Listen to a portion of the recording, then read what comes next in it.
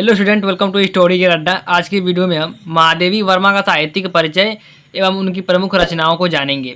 Channel पर नए हैं तो सब्सक्राइब कर लीजिएगा। सबसे पहले जानते हैं इनका साहित्यिक परिचय। तो इनका साहित्यिक परिचय होगा, महादेवी वर्मा का जन्म 26 मार्च 1907 ईस्वी को होली के दिन फर्रुखाबाद में हुआ था। महादेवी वर्मा का जन्म 26 मार्च 1907 ईस्वी को होली के दिन फर्रुखाबाद में हुआ था। देवी दुर्गा की कृपा से उत्पन्न मानते हुए उनका नाम महादेवी रखा गया। देवी दुर्गा की कृपा से उत्पन्न मानते हुए इनका नाम महादेवी रखा गया। उनकी माता का नाम हेमरानी और पिता का नाम गोविंद प्रसाद था। महादेवी वर्मा की माता का नाम हेमरानी और पिता का नाम गोविंद प्रसाद था। उनका बचपन इंदौर में व्यतीत हुआ। महादेवी वर्मा का बचपन इंदौर में व्यतीत हुआ। 7 वर्ष की उम्र से ही इन्होंने काव्य रचना प्रारंभ कर दिया था। महादेवी वर्मा ने 7 वर्ष की उम्र से ही काव्य रचना प्रारंभ कर दिया था। बाल्यावस्था में ही उनका विवाह प्रसिद्ध चिकित्सक स्वरूप नारायण वर्मा के साथ हुआ, किंतु वह ससुराल से शीघ्र ही घर लौट आईं और फिर कभी पति के घर नहीं गए। इनका विवाह बाल्यावस्था में ही प्रसिद्ध चिकित्सक स्वरूप नारायण वर्मा के साथ हुआ, किंतु वह ससुराल से शीघ्र ही घर लौट आईं और फिर कभी पति के घर नहीं गईं। उनकी माध्यमिक और उच्च शिक्षा प्रयागराज में हुई।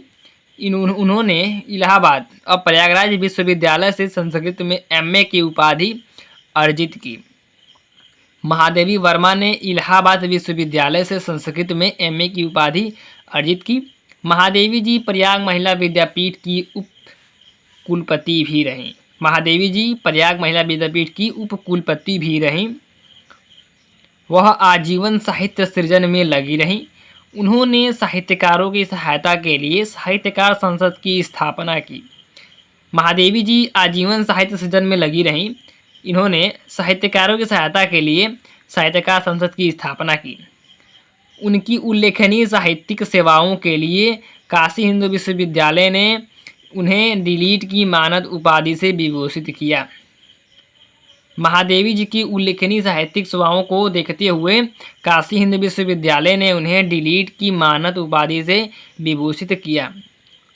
प्रसिद्ध काव्य संग्रह यामा के लिए उन्हें 1982 में ज्ञानपीठ पुरस्कार से सम्मानित किया गया।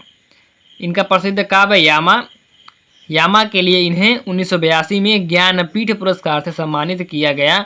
11 सितंबर 1987 को महादेवी जी का निधन हो गया।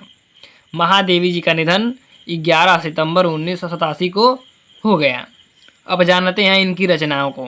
प्रमुख रचनाएं, इनका काव्य संग्रह है निहार, रश्मि, नीरजा, सांध्यगीत, दीपशिखा, प्रथम आयाम, हिमालय, अग्निरेखा।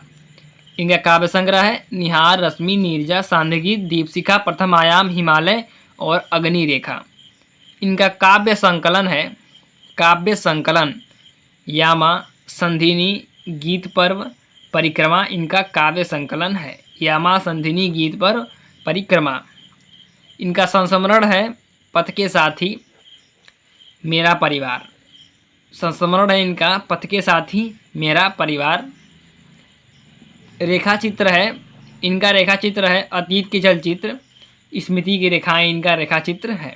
तो आज की वीडियो में हमने आपको क्लास 12 हिंदी से महादेवी वर्मा का साहित्यिक परिचय एवं उनकी प्रमुख रचनाओं को बताया।